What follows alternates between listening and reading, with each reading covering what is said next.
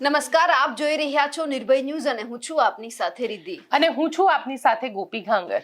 આજે ચર્ચા કરવી છે આદિવાસી વિસ્તારના એક નેતા છે એ હવે કોંગ્રેસમાં જોડાયા છે। સવારથી જે સમાચાર ચાલી રહ્યા હતા કે મહેશ વસાવા છે હવે કોંગ્રેસમાં જોડાવાના છે, કોંગ્રેસમાં જોડાઈ પણ ગયા। હવે આમનાથી આદિવાસી સમાજનું કેટલું રાજકારણ ગરમાશે તે પણ આજે ચર્ચા કરવી છે। એમની સાથે રીતે ચર્ચા એ પણ કરવી છે કે ચૈતર વસાવા માટે કેટલા ચેલેન્જ હશે, કારણ કે મહેશ વસાવા જે પોતે બીટીપી ભારતીય ટ્રાઇબલ પાર્ટી અને ચૈતર વસાવાના આમ જોવા જઈએ તો રાજકીય ગુરુ ગણે, કારણ કે ચૈતર વસાવા એમના વિસ્તારની અંદર એમના માટે કામ કરતા હતા, એટલે ચર્ચા એની પણ કરવી છે। સાથે સાથે ગાંધીનગરની પણ ચર્ચા કરવી છે। ટાઇફોઇડના કેસ છે એ દિવસે ને દિવસે વધી રહ્યા છે, એમની સાથે એમના મેયર અને ડેપ્યુટી મેયર છે એમની ઉપર સવાલ ઉભા થયા છે અને ખાસ કરીને બગદાણા બબાલ ઉપર સૌથી પહેલા ચર્ચા એટલા માટે કરવી છે, એસઆઈટીની ટીમ જાહેર થઈ એ પછી આપણે જોયું કે ડીવાયએસપી છે તેમને જે તપાસ કરી રહ્યા હતા એમાંથી ફરજ મોકૂફ કરવામાં આવ્યા છે। હવે ગોપીબેન, સૌથી પહેલા તો ચર્ચા કરવી છે કે જ્યારે એસઆઈટીની રચના થઈ એ પછી જે રેન્જ આઈજી છે ગૌતમ પરમાર એ આખો જે રિપોર્ટ છે એમને સોંપવાનો છે, એમને બધું જોવાનું છે, પણ સવાલ એ પણ થયો કે જે ડીવાયએસપી રીમા ઝાલા છે એમને ક્યાંક એવું કહેવામાં આવ્યું કે તમારે હવે આ તપાસ નથી કરવાની। હવે આ ક્યાં કાજુ કપાઈ રહ્યું છે? બિલકુલ, જો આમાં જોવા જઈએ ને તો આખા કેસની અંદર રિદ્ધિ સરકારે પહેલા જ દિવસથી ભાંગરો વાટ્યો છે। એટલા માટે ભાંગરો વાટ્યો છે કે જ્યારે ફરિયાદી સતત એવું કહી રહ્યો હતો કે આ વ્યક્તિ આની અંદર ઇન્વોલ્વ છે અને એ વ્યક્તિનું નામ સુદ્ધા તમે એફઆઈઆરમાં ન લખ્યું। ચલો માન્યું તમે એફઆઈઆરમાં નામ નથી લખ્યું, પણ તમને એટલી તો શું જલ્દી હતી કે તમે બીજે જ દિવસે પ્રેસ કોન્ફરન્સ કરી અને પ્રેસ કોન્ફરન્સમાં જે વ્યક્તિ ઉપર આરોપ લગાવવામાં આવ્યા હતા, જે આરોપ માયાભાઈના દીકરા જયરાજ આહિર ઉપર લગાવવામાં આવ્યા હતા, અને એ આરોપમાં તમે એમને ક્લીન ચીટ આપી દીધી। તમે એવું પણ ન કીધું કે અમે ઇન્વેસ્ટિગેશન કરી રહ્યા છે, અમે ટેકનિકલ જે એવિડન્સ છે એને ફાઇન્ડ આઉટ કરી રહ્યા છે, કારણ કે આરોપ તો લગાડવામાં આવ્યો હતો અને નવનીતભાઈ એ પહેલા જ દિવસથી એવું કહ્યું હતું કે માયાભાઈના દીકરા જયરાજનો મને ફોન આવ્યો અને ફોન આવ્યા પછી મારા ઉપર આ રીતે હુમલો થયો। તમે પહેલા જ દિવસે કહી દીધું કે બુટલેગર હતા, બુટલેગરની બાતમી આપવામાં આવી હતી અને તેના કારણે આ હુમલો કરવામાં આવ્યો હતો। પણ સવાલ અહીંયા એ પણ ઊભો થઈ રહ્યો છે, કારણ કે જે બુટલેગરોની વાત કરવામાં આવી, જે આરોપીઓને પકડવામાં આવ્યા, જેને માર માર્યો તો એ આરોપીઓનો સોશિયલ મીડિયા ઉપર જયરાજ આહિર સાથેનો વિડીયો વાયરલ થયો। એટલે તમારે અહીંયા એ તો ટેકનિકલી પ્રૂવ કરવું પડશે કે એ વિડીયો ક્યારનો હતો, કેમ હતો અને જયરાજ આહિરના એ બુટલેગર લોકો સાથે સંબંધ શું હતા, કારણ કે જે પકડાયા છે માત્ર આહિર સમાજના લોકો નથી, એમાં કોળી સમાજના લોકો પણ છે, અને આ આખી અંગત અદાવતને કોળી સમાજ અને આહિર સમાજ વચ્ચે વહેંચી દેવામાં આવી। ક્યાંક ને ક્યાંક પોલીસ પણ અહીંયા આગળ કે જેને કહી શકાય ને કે પહેલા જ દિવસે જો પોલીસે આખા કેસની અંદર પ્રોપર ઇન્વેસ્ટિગેશન કર્યું હોત, એ કોઈ એક વ્યક્તિ, કોઈ એક પાર્ટી કે કોઈ એક સમાજના ન બનીને પોલીસે ઇન્વેસ્ટિગેશન કર્યું હોત તો ચોક્કસથી આખા મામલામાં જે અત્યારે રાજકારણ થઈ રહ્યું છે એ રાજકારણ ન થયું હોત। પરંતુ જે પોલીસ ઇન્વેસ્ટિગેશન કરતા હતા, જે પીઆઈ ડાંગર હતા, તેમના ઉપર ક્યાંક એવો આરોપ લાગ્યો કે તે આહિર સમાજથી હોવાના કારણે જયરાજ આહિરનું નામ નહોતા નાખી રહ્યા। ત્યારબાદ આ રીમાબેન જે ઝાલા છે ડીવાયએસપી, તેમના ઉપર પણ, કારણ કે જો હવે આ આખા કેસની અંદર એસઆઈટી ઇન્વેસ્ટિગેશન આપવામાં આવ્યું, કારણ કે કોળી સમાજનું જે પ્રેશર છે અને એમાં પણ ખાસ કરીને હીરાભાઈ સોલંકી અને પરસોત્તમભાઈ સોલંકી આ બંનેનું જે પ્રેશર ઊભું થયું, અહીંયા આગળ ક્યાંક ને ક્યાંક સરકારે પણ નમતું જોખવું પડ્યું, અને નમતું એટલે જોખવું પડ્યું કે તમારે એસઆઈટી બનાવવી પડી। ત્યાં આગળ મળવા ગયા અને 1 કલાકનો સમય પણ પૂરો નહોતો થયો અને એસઆઈટીની ઘોષણા કરી દેવામાં આવી, જેનું હવે મોનિટરિંગ આઈજી ગૌતમ પરમાર કરશે। રિપોર્ટ, કારણ કે જયવીર ગઢવી જે છે, જે અત્યારે ત્યાં આગળ આઈપીએસ અધિકારી છે, પોતે હવે ત્યાં ઇન્વેસ્ટિગેશન કરવાના છે, અને એમના માટે પણ સૌથી મહત્વની વાત એ છે કે જયવીર ગઢવી માટે પણ આ સૌથી મોટો અને ચેલેન્જિંગ કેસ હશે, એટલા માટે હશે કારણ કે આ સૌથી પહેલું એમનું ઇન્વેસ્ટિગેશન છે। જો આ કેસની અંદર જયવીર ગઢવી પોતે પણ પ્રોપર ઇન્વેસ્ટિગેશન નહીં કરે તો સવાલ ઊભા થશે, એમના કેરિયર ઉપર પણ સવાલ ઊભા થશે।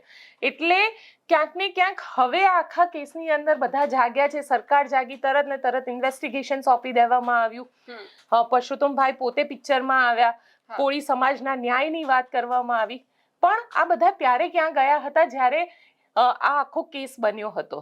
શું એક સામાન્ય માણસને કોઈ વ્યક્તિ મારે અને એ વ્યક્તિ કોઈ પોલિટિકલ પાર્ટીમાંથી આવતી હોય તો શું એને ન્યાય ન મળે? આ સવાલ એટલા માટે પણ ઊભો થઈ રહ્યો છે કારણ કે ગોંડલનો કેસ આપણે જોયો હતો. ગોંડલના કેસની અંદર જ્યારે મારવામાં આવ્યો ત્યારબાદ પોલીસે FIR તો લઈ લીધી હતી પણ આરોપીને ધરપકડ નહોતી થઈ. મીડિયા આખું જ્યારે આ આખા મામલાને ચલાવવા લાગી કે કઈ રીતે ત્યાં આગળ ગણેશ ગોંડલે માર્યો હતો, હવે તો ઠીક છે કે એ આખા કેસની અંદર સમાધાન થઈ ગયું છે, પણ જે વખતે મારવામાં આવ્યો હતો તે વખતે મીડિયાએ ચલાવ્યું ત્યારબાદ એક પ્રેશર ક્રિએટ થયું અને પોલીસ દ્વારા ગણેશ ગોંડલની ધરપકડ કરવામાં આવી. આ કેસમાં પણ કંઈક એવું જ લાગી રહ્યું છે. જો એક સામાન્ય માણસને કોઈ રાજનેતા કે કોઈ રાજનૈતિક પાર્ટી સાથે સંબંધ ધરાવનાર કોઈ મોટું માથું મારે કે એનું નામ આવે તો શું પોલીસ ઇન્વેસ્ટિગેશન ન થાય? આ સવાલ સામાન્ય લોકો પણ ઊભા કરી રહ્યા છે. જે કોળી સમાજના લોકો છે, ગઈકાલે ત્યાં હું ગાંધીનગરમાં હતી, રીતિ તું પણ ત્યાં જ હતી, અને કોળી સમાજના લોકો જે રીતે સવાલ ઊભા કરી રહ્યા હતા બહુ સ્વાભાવિક છે. આ સવાલ ઊભા થવાના જ છે કારણ કે પહેલા દિવસે જો પોલીસે પોતાની ભૂમિકા નિભાવી હોત તો એમને આ કરવાની જરૂરત જ ન પડી હોત. કદાચ ગૌતમ પરમારને આખા મામલાની અંદર પિક્ચરમાં જ ન આવવું પડ્યું હોત, SIT બની જ ન હોત. એટલે ક્યાંક એવું અત્યારે સ્પષ્ટ દેખાઈ રહ્યું છે કે પોલીસે આખા કેસની અંદર પહેલેથી જ ભાંગરો વાટ્યો અને જે ભાંગરો વાટ્યો એના કારણે આટલું પોલિટિકલ અને માઇલેજ આપવામાં આવ્યું.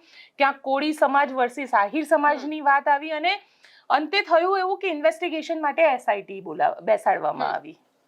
પણ સવાલ એ છે કે જો નવનીત બાલદિયા છે એવું કહી રહ્યા છે કે આમાં જયરા જાહેરનો હાથ છે, તો હવે પોલીસે એમને ગુનેગાર સાબિત કરવા માટે એમની સામે તપાસ કરવા માટે શું કરવું જોઈએ? હવે જો એક સૌથી મહત્વની વાત અહીંયા આગળ એ છે કારણ કે આટલા વર્ષથી ક્રાઇમને કવર કરતી આવી છું એટલે અહીંયા તો પહેલી વાત એ છે કે જે FIR લખવામાં આવી છે, ગઈકાલે ગોપાલ ઇટાલિયાએ બહુ સારી વાત કીધી હતી કે વસ્તુ આટલી થઈ છે અને FIR જ્યારે લખવામાં આવી ત્યારે આટલી બતાડવામાં આવી.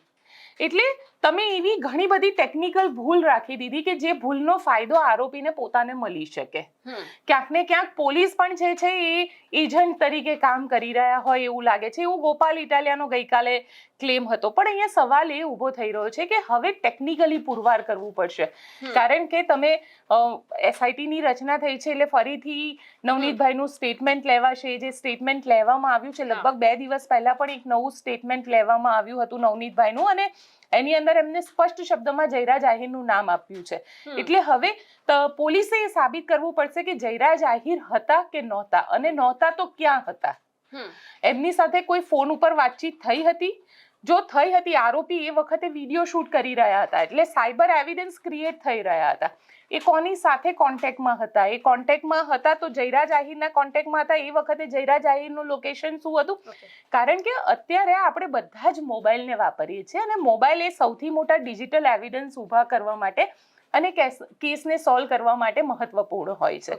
અને તેવાની અંદર હવે જયરા જાહેરનું જ્યારે નામ આવી રહ્યું છે તો ટેકનિકલ એવિડન્સ ભેગા કરશે પોલીસ અને આ ટેકનિકલ એવિડન્સ એ હશે કે જયરા જાહેરનું લોકેશન શું હતું. અચ્છા, જે મોબાઈલની વાત હતી, તમને એક વાત કહું, મને જે યાદ આવી કે ગણેશ ગોંડલના કેસમાં આજ દિવસ સુધી પોલીસને મોબાઈલ ફોન નહોતા મળ્યા. સંજય સોલંકી એવું કીધું હતું કે મારા વિડીયો શૂટ કરવામાં આવ્યો, મને મારવામાં આવ્યો, જ્યારે નગ્ન કરીને મારવામાં આવ્યો તો ત્યારે વિડીયો શૂટ કરવામાં આવ્યો તો મને બંદૂક બતાવવામાં આવી હતી. 6 કે 7 લોકોની ધરપકડ થઈ હતી એ કેસમાં, પણ આજ દિવસ સુધી મોબાઈલ નહોતા મળ્યા અને એટલે જ પોલીસે પાછળથી એની અંદર પુરાવાને નષ્ટ કરવાની જે નવી ધારા હતી, જે કલમ હતી, એ કલમ લગાવવામાં આવી. બનેલા ભાવનગરની જે હુમલાની ઘટના છે તેમાં SITની રચના થઈ છે. પોલીસ દ્વારા હવે કઈ દિશા તરફ તપાસ શરૂ કરાઈ છે?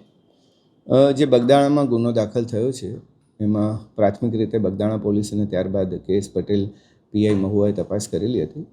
એ તપાસ વધુ તલસ્પર્શી દિશામાં થાય અને કેટલાક પ્રશ્નો જે હજુ બાકી રહેલા છે એનું યોગ્ય રીતે એનું સતત ઇન્વેસ્ટિગેશન અમારા સુપરવિઝનમાં થાય એટલા માટે SITની રચના કરવામાં આવી છે, જેમાં ધારી ASP જયવીર ગઢવીને એમાં અધ્યક્ષ બનાવવામાં આવે છે અને બોટાદ LCBના માણસો તથા SOGના PIને પણ આમાં સભ્ય બનાવવામાં આવે છે. મારી ઓફિસમાંથી પણ સબ ઇન્સ્પેક્ટર જે છે તે પણ આના સભ્ય છે. SITની રચના કરી છે તેમાં કેટલા દિવસ બાદ આનો અહેવાલ સુપરત કરાશે? હજી આજે કામગીરી શરૂ કરી છે. દરેક પાસાઓની એફઆઈઆરથી લઈને બાકીના કેટલા સ્ટેટમેન્ટ છે બધાનું હજી વિશ્લેષણ કરવામાં આવશે.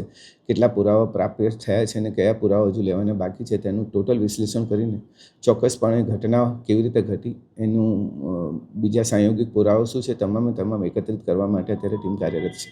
સમગ્ર કેસની અંદર એક જ પ્રશ્ન ઉઠી રહ્યો છે, આરોપ લાગી રહ્યો છે કે લોક સાહિત્યકાર માણેકા આહીરના દીકરા જયરાજ આહિર છે તેમના દ્વારા હુમલો કરાયો છે. જો પ્રાથમિક તપાસની અંદર કોઈ પણ જગ્યાએ એવું પ્રસ્થાપિત થયું છે કે હુમલો તેમના દ્વારા કરાયો? હજુ કેસ પેપર્સ અમે સ્ટડી કરી રહ્યા છીએ અને ક્યાં કેવી રીતે શું મોટિવેશન હતું, આરોપીઓ ક્યાંથી આવ્યા, એમના શું કનેક્શન હતા ને એ બધું અત્યારે તપાસ કરી રહ્યા છે. એટલે પ્રાથમિક રીતે જે અમે ચર્ચા કરી છે કે કયા એરિયા પર અમારે ફોકસ કરવું છે.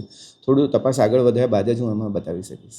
સર, મહુવા ડીવાયએસપી છે તેનો ચાર્જ લઈ લેવામાં આવ્યો છે, હવે કોણ તપાસ તેના સ્થાને રહેશે? એ વહીવટી સરળતા માટે કરવામાં આવ્યું છે કેમ કે નવા ડીવાયએસપી બે નવા ડીવાયએસપી હાજર રહ્યા છે. મહુવા ડીવાયએસપી જ્યારે અંશુલ જૈન હતા એએસપી, એમની ટ્રાન્સફર બાદ હમણાં 2 ડીવાયએસપીનું પોસ્ટિંગ થયું છે એટલે તળાજા ડીવાયએસપીને ચાર્જ આપવામાં આવ્યો છે. સર, સરકારમાંથી આજે એસઆઈટીને લઈને કોઈ અગત્યની સૂચના આપવામાં આવી? એસઆઈટીની રચના અત્યારે અહીંયાથી થઈ છે. આઈજી ઓફિસે અમે નક્કી કરેલું હતું કે આની તલસ્પર્શી તપાસ થવી જોઈએ અને મારા લેવલ પર અમે નક્કી કર્યું છે કે હવે તપાસ મારા સુપરવિઝનમાં થાય. સર, ફરિયાદી છે નવનીત બાલદિયા, તેનું કહેવું છે કે જે બગદાણાનું એક ગેસ્ટ હાઉસ આવેલું છે ત્યાં પણ આરોપી લાંબો સમય સુધી રોકાયા હતા, તેના સીસીટીવી ફૂટેજ છે તે પણ ડિલીટ થઈ ગયા છે, પોલીસ સહકાર નથી આપતી તેવું કહીને. ના, હવે આવા પ્રશ્નો નહીં રહે. અમે તમામ તલસ્પર્શી બાબતોની તપાસ કરીશું. આ કેસની અંદર પણ પોલીસે આ જ કરવું પડશે. જયવીર ગઢવી જે છે એમને હવે ટેકનિકલ એવિડન્સ ભેગા કરવા પડશે અને આ ટેકનિકલ એવિડન્સ જે હોય છે એ ટેકનિકલ એવિડન્સ મોબાઈલના ડેટા, એ વખતે ત્યાંના આજુબાજુના જે સીસીટીવી ફૂટેજીસ છે, કારણ કે આરોપ તો એવો પણ લાગે છે કે સીસીટીવી ફૂટેજને પણ ડિસ્ટ્રોય કરી દેવામાં આવ્યું છે. એટલે હવે એની આજુબાજુના જે સબ એવિડન્સ છે, માની લો કે જયરાજ આહિર એમ કહેતો હોય કે જે વખતે મારવામાં આવ્યો અને હું મારા ઘરમાં હતો, તો ઘરમાં ના લોકેશન વાળા તમારા મોબાઈલ ફોન એ બધા ટ્રેક કરવામાં આવશે. એ વખતે કોઈને ફોન કર્યો હતો કે નહોતો કર્યો, કોઈને સાથે વોટ્સઅપ પર કોલ, કારણ કે જો આમાં બહુ મહત્વપૂર્ણ થઈ જાય છે કે જે એવિડન્સ મળતા હોય છે એ ટેકનિકલ એવિડન્સ, કારણ કે સપોર્ટિવ એવિડન્સ જ છે. સ્ટેટમેન્ટ તમારી પાસે આરોપી જે ફરિયાદી છે એનું સ્ટેટમેન્ટ છે. હવે જે ગુનેગાર છે એને સાબિત કરવા માટે ટેકનિકલ એવિડન્સનો સહારો લેવો પડે, નહીતર બેનિફિટ ઓફ ડાઉટમાં એને છોડી મૂકવામાં આવે છે. અને ઘણા બધા કેસની અંદર એવું થતું હોય છે કે પોલીસ જે છે એ બેનિફિટ ઓફ ડાઉટ ક્રિએટ કરતી હોય છે અને જેના આધારે આરોપીઓ છૂટી જતા હોય છે. એટલે અહીંયા આગળ જે પ્રમુખ ચેલેન્જ કહી શકાય, આમ તો જે એસઆઈટીની ટીમ બની છે, એસઆઈટીની ટીમમાં એક આઈપીએસ અધિકારી છે અને અન્ય જે એલસીબી ના અધિકારીઓ છે, પોલીસ હેડ કોન્સ્ટેબલ છે, આ બધા જ આ ડાયરેક્ટ જેને કહી શકાય કે એ લોકોને પણ આ એક ચેલેન્જ છે અને એમને એ વસ્તુને પ્રૂવ કરવી પડશે. પણ સવાલ એ પણ છે કે આજ સુધી તમે ઘણી બધી એસઆઈટી ની ટીમ જોઈ હશે, આજ સુધી ક્યારે એવું થયું છે કે આ ટીમ નીમવામાં આવી હોય અને ન્યાય મળ્યો હોય? કે આ કેસમાં પણ એવું લાગે છે? જો રીધિ, આમ તો જોવા જઈએ તો એસઆઈટી ની ટીમો તો ઘણી બધી બની છે. રાજકોટ ટીઆરપી કેસનો હોય કે પછી મોરબીના ઝુલતા બ્રિજની વાત હોય કે અન્ય કેસની વાત હોય, છેલ્લે રાજકુમાર જાટના કેસમાં પણ એસઆઈટી બનાવવામાં આવી છે અને રાજકુમાર જાટના કેસની અંદર નાર્કો ટેસ્ટ કરવામાં આવ્યો, હજી રિપોર્ટ હાઈકોર્ટની અંદર છે. એ તો ડાયરેક્ટ હાઈકોર્ટની નિગરાનીમાં થઈ છે. પણ અહીંયા આગળ આઈજી ભાવનગર ગૌતમ પરમારની નિગરાનીમાં, એટલે રિપોર્ટ ટુ ગૌતમ પરમાર છે. એટલે હવે આની અંદર કઈ રીતે આ આખા મામલાની અંદર ન્યાય મળશે એ સૌથી મોટી ચેલેન્જીસ પોલીસ માટે કહી શકાય. કારણ કે ઘણા બધા એવા કેસ હોય છે કે પોલીસ આખું ઇન્વેસ્ટિગેશન જ્યારે કમિશન બેસતું હોય છે, એટલે એ કામ જોવા જઈએ ને તો 2 ફરક પડતા હોય છે. એક એસઆઈટી બનાવવામાં આવે, સ્પેશિયલ ઇન્વેસ્ટિગેશન ટીમ, આ સરકારની નિગરાનીમાં પોલીસ અધિકારીને આના વડા બનાવવામાં આવે અને પછી આ આખી ટીમ બનતી હોય છે. બીજી ટીમ બનતી હોય છે ગુજરાત હાઈકોર્ટમાં જ્યારે ફરિયાદી જાય અને ગુજરાત હાઈકોર્ટની નિગરાનીમાં આ આખી ટીમ બનતી હોય છે એસઆઈટીની. અને ત્રીજી એક કમિશન બનતું હોય છે. એ જે કમિશન હોય છે એ રિટાયર્ડ જજનું કમિશન બનાવવામાં આવતું હોય છે અને રિટાયર્ડ જજ બેસીને ત્યાં આગળ ક્રોસ ક્વેશ્ચનિંગ કરી અને એ લોકો સાથેના એક આખો રિપોર્ટ તૈયાર કરતા હોય છે. તો આવા અલગ અલગ ટીમ બનાવવામાં આવતી હોય છે. પણ આ જે એસઆઈટી બનાવવામાં આવી છે જ્યાં આગળ આઈજી ગૌતમ પરમારની નિગરાનીમાં આખું ઇન્વેસ્ટિગેશન થવાનું છે, તો સવાલ એ ઊભા થઈ રહ્યા છે કે આવી તો કેટલી એસઆઈટી બની ગઈ અને કયા કેસમાં સજા થઈ? કારણ કે મોરબીની એસઆઈટી પણ બની હતી, હા એ સિવાય રાજકોટ ટીઆરપી કેસની પણ એસઆઈટી બની હતી. અત્યારે શું છે, આરોપીઓ ક્યાં છે, જામીન ઉપર બધા નીકળી ગયા છે. એટલે ક્યાંક ને ક્યાંક આ એસઆઈટી બનાવવું અને એ એસઆઈટી જે બનાવવામાં આવી છે એ એસઆઈટી ને લઈને હવે આમ આદમી પાર્ટીના જે નેતા છે બ્રિજરાજ સોલંકી, એમના દ્વારા પણ સવાલ ઉભા કરવામાં આવ્યા છે. અને એમને આપણે સાંભળી લઈએ, કારણ કે આજે તેઓ નવનીતભાઈને મળવા માટે પહોંચ્યા હતા ત્યાં આગળ. અને બ્રિજરાજ સોલંકી આ એસઆઈટીની ટીમને લઈને શું સવાલો ઉભા કર્યા છે તે સાંભળીએ. આજે ભાવનગર જિલ્લાના મહુવા તાલુકાના બગદાણા ગામના બગદાણા આશ્રમના સેવક અને કોળી સમાજના આગેવાન એવા નવનીતભાઈ બાલદિયાની હનુમંત હોસ્પિટલ ખાતે સમગ્ર ટીમ સાથે હું મુલાકાત લેવા માટે આવ્યો હતો. પરિવારને પણ મળ્યો, નવનીતભાઈને પણ મળ્યો. અમારી સાથે તાલાલાના દેવેન્દ્રભાઈ હોય, બોટાદથી અજયભાઈ હોય, રણછોડભાઈ હોય અને સમગ્ર ગુજરાતના અલગ અલગ ખૂણાઓમાંથી આજે સમગ્ર ટીમ અમારી નવનીતભાઈની મુલાકાતે પહોંચી છે. હું સીધી વાત ઉપર આવીશ, મુદ્દાઓ ઉપર આવીશ કે ગુજરાતની અંદર અવારનવાર કોળી સમાજ ઉપર જે અન્યાય અને અત્યાચાર કરવામાં આવ્યો છે એના વિરુદ્ધમાં આજે સમગ્ર ગુજરાતનો કોળી સમાજ એક થયો છે, સંગઠિત થયો છે. સોશિયલ મીડિયાના માધ્યમથી જે કોઈ લોકોએ નવનીતભાઈને સમર્થન આપ્યું છે, આ તકે હું એમનો ખૂબ ખૂબ આભાર વ્યક્ત કરું છું. દરેક પાર્ટીના અમારા રાજકીય નેતાઓ નવનીતભાઈની સાથે આજે ઊભા છે, એમનો પણ આ તકે હું ખૂબ ખૂબ આભાર વ્યક્ત કરું છું. પરંતુ વાત એટલી કરવાની કે સમગ્ર ગુજરાતની અંદર સૌથી વધારે જો કોઈની વસ્તી હોય તો એ કોળી સમાજની છે. સૌથી મોટામાં મોટી વોટ બેંક કોઈની હોય તો કોળી સમાજની છે. આ સત્તા છે, આ સરકાર છે, એ કોળી સમાજના મત ઉપર જીવી રહી છે, ટકી રહી છે. ત્યારે માટે અમારા કોળી સમાજના મંત્રીઓને, સંસદોને, ધારાસભ્યોને ગાંધીનગરના પગથિયા ચડવા પડે એ અમારી માટે કમનસીબીની વાત છે. ત્યારે હું સમગ્ર કોળી સમાજને કહેવા માંગીશ કે આ કોળી સમાજની તાકાત છે કે આપણે સીએમ પાસે નહીં, સીએમને આપણી પાસે આવવું પડે, એ તાકાત કોળી સમાજની છે. પરંતુ ક્યાંક ને ક્યાંક રાજકીય નેતૃત્વ આપણું નબળું પડે છે. માત્ર પીઆઈની બદલી કરી દેવાથી ન્યાય નથી મળી જવાનો, માત્ર એસઆઈટી રચી નાખવાથી ન્યાય નથી મળી જવાનો. ગુજરાતની અંદર અનેક એવી ઘટનાઓ બની જેમાં એસઆઈટીની સરકાર દ્વારા રચના કરવામાં આવી, પરંતુ આજ દિન સુધી ક્યારેય કોઈને ન્યાય મળ્યો નથી, ક્યારેય કોઈની ઉપર કાર્યવાહી થઈ નથી. હું તમને મોરબીની જે પુલ દુર્ઘટના છે એની વાત કરું, ગંભીરા પુલ દુર્ઘટનાની વાત કરું, ટીઆરપી અગ્નિકાંડ જે ગેમ ઝોનમાં થયો એની વાત કરું, પાયલબેન ગોટીની વાત કરું. આ બધા મુદ્દાને લઈને સરકારે એસઆઈટીની રચના કરી, પરંતુ આજ દિન સુધી આ માત્ર ને માત્ર કોળી સમાજનો રોષ છે એ શાંત પાડવા માટે છે. આ મુદ્દો ડાયવર્ટ કરવા માટે પીઆઈની બદલીઓ થાય છે, એસઆઈટીની રચના થાય છે, પરંતુ અંતે કોળી સમાજને ન્યાય નથી મળતો.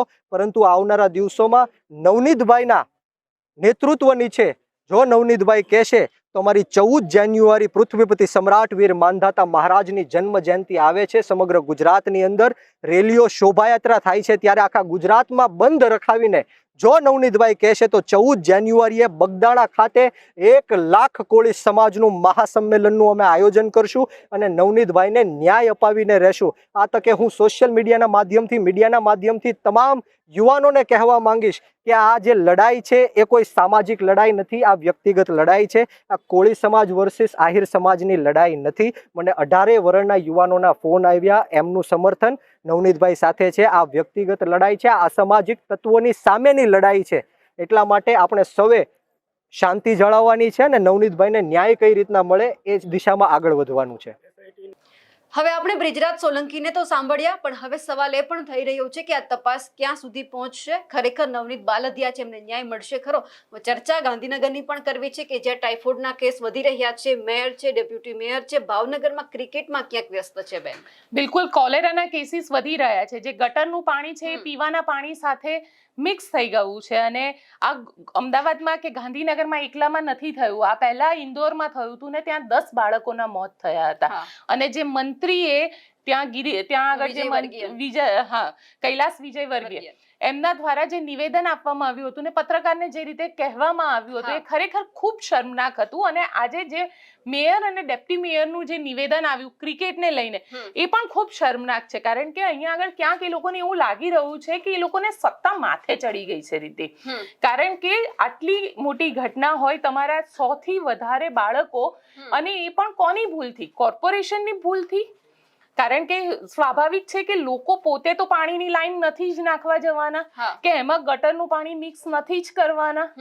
હવે જ્યારે લાઈન મિક્સ થઈ ગઈ છે તો ભૂલ તો કોકની તો હશે જ, સત્તાધારી પાર્ટીમાંથી જ કોકની તો એ ભૂલ છે. હા અને એ ભૂલ હોવા છતાં આટલું આમ કહી શકાય કે શર્મનાક નિવેદન જે છે ભાવનગરની અંદર આજે ક્રિકેટ રમવા ગયેલા ગાંધીનગરના મેયર અને ડેપ્યુટી મેયરે આપ્યું છે કે ક્રિકેટ તો અમે રમીશું જ, ગાંધીનગરની અંદર જે થવાનું હશે એ થશે. કારણ કે આ પ્રકારના નિવેદનથી એક વસ્તુ સ્પષ્ટ થઈ રહી છે કે આ લોકોને જનતાની નથી પડી, જનતાના જે પ્રશ્ન છે એની જરા પણ નથી પડી. એક બાળકીનું મૃત્યુ થઈ ચૂક્યું છે કોલેરાના કારણે અને એ પણ સંદિગ્ધ છે. અત્યારે એનું પીએમ ને બધું ચાલી રહ્યું છે. એના માતા પિતા ખૂબ હેરાન છે.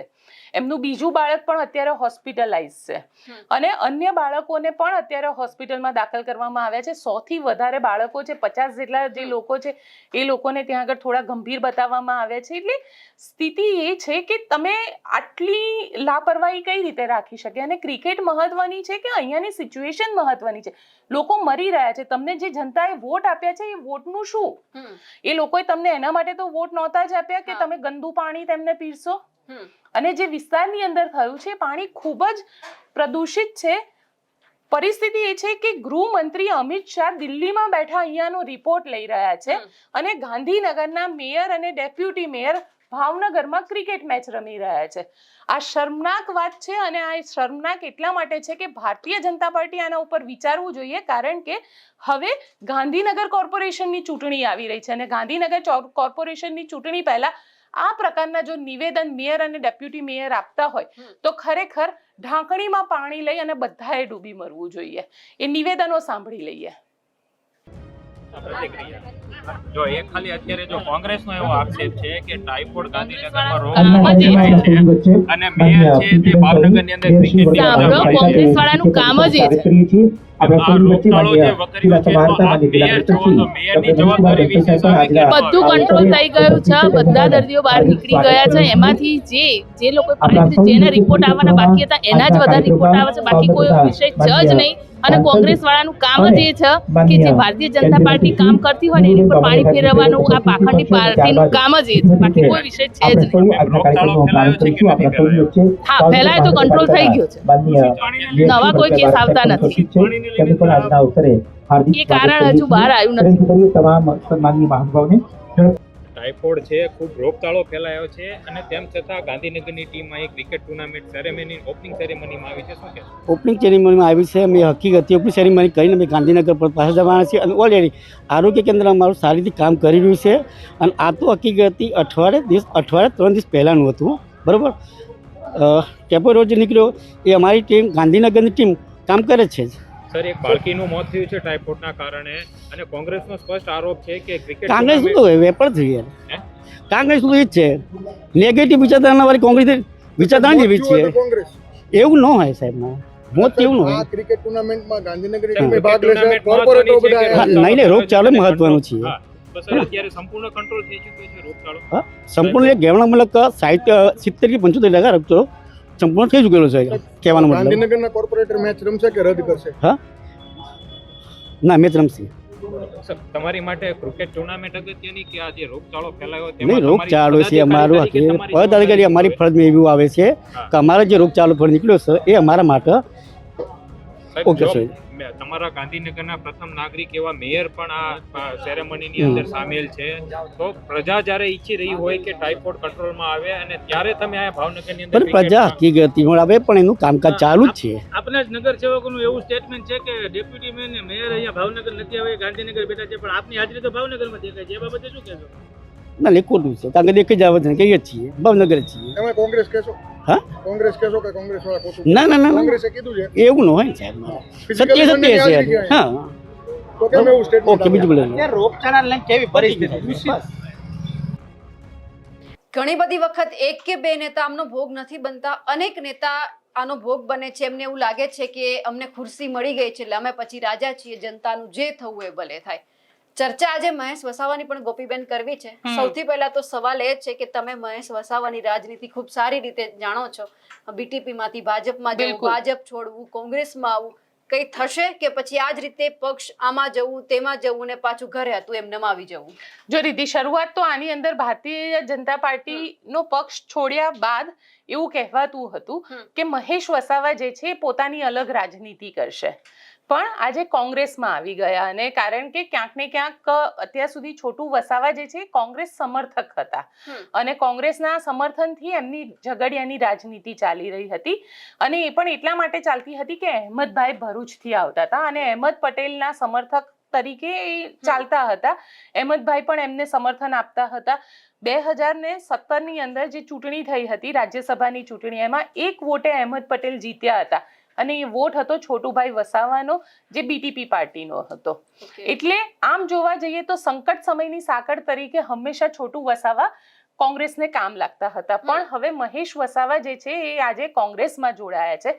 પણ આ બધામાં સમજવાની વસ્તુ એ છે કે ત્યાં આગળ જંગ જે છે એ હવે થશે ડેડિયાપાડાના ધારાસભ્ય ચૈતર વસાવા અને મહેશ વસાવાની વચ્ચે. અને મહેશ વસાવાની રાજનીતિની વાત એટલા માટે કરવાની કે મહેશ વસાવા આમ તો ડેડિયાપાડાથી ધારાસભ્ય હતા, પણ જ્યારે ધારાસભ્ય હતા ત્યારે તેમના બધા જ સંપૂર્ણ વહીવટ જનસંપર્કથી લઈને બધું જ એ ચૈતર વસાવા કરતા હતા. કારણ કે ચૈતર વસાવા ત્યાંના ડેડિયાપાડાના સ્થાનિક હતા અને મહેશ વસાવા એ આગળ ઝઘડિયા રહેતા હતા. એટલે આમ જોવા જાવ તો ધારાસભ્ય ઘણી બધી વખત એવું હોય છે કે પોતાની કોન્સ્ટિટ્યુન્સીમાં નથી રહેતા હોતા, એ બાજુની કોઈ કોન્સ્ટિટ્યુન્સીમાં રહેતા હોય છે. એવી જ પરિસ્થિતિ અહીંયા હતી. મહેશ વસાવા અઠવાડિયામાં 1 કે 2 વાર જતા હતા, બાકી બધો જ સમય ચૈતર વસાવા રહેતા હતા. અને ચૈતર વસાવા દ્વારા જ્યારે 2022ની ચૂંટણી હતી ત્યારે ટિકિટ પણ માંગવામાં આવી હતી બીટીપી પાસે અને એવું કહેવામાં આવ્યું હતું કે તમે ઝઘડિયાથી લડો, ડેડિયાપાડા મને લડવા આપો.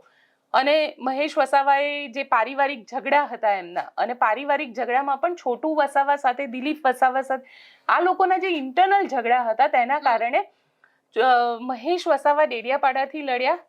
ચૈતર વસાવા જેમને કોંગ્રેસમાં આવવું હતું પણ તેઓ આમ આદમી પાર્ટીમાં જોડાઈ ગયા, કારણ કે કોંગ્રેસે ત્યાંથી ટિકિટ આપવાની કોઈ ગેરંટી નહોતી આપી.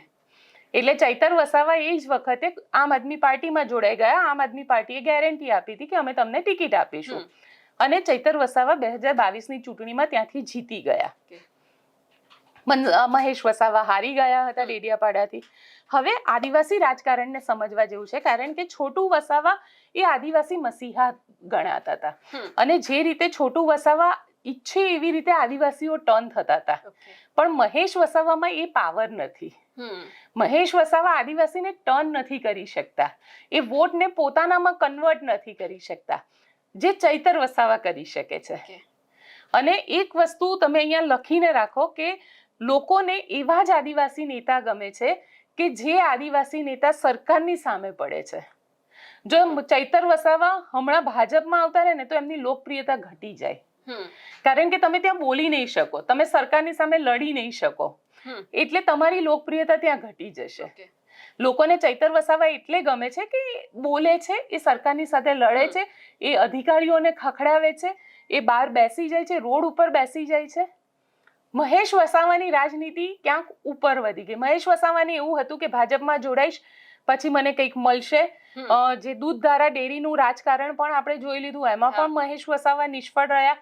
મનસુખ વસાવા મહેશ વસાવાને લઈને આવ્યા હતા, પણ અંતે થયું એવું કે બંને વચ્ચે જ મતભેદો ક્રિએટ થઈ ગયા, કારણ કે મનસુખ વસાવા જે છે, મનસુખ વસાવા ખૂબ આખા બોલા નેતા છે, એ કોઈ પણ ખોટું નહીં ચલાવે.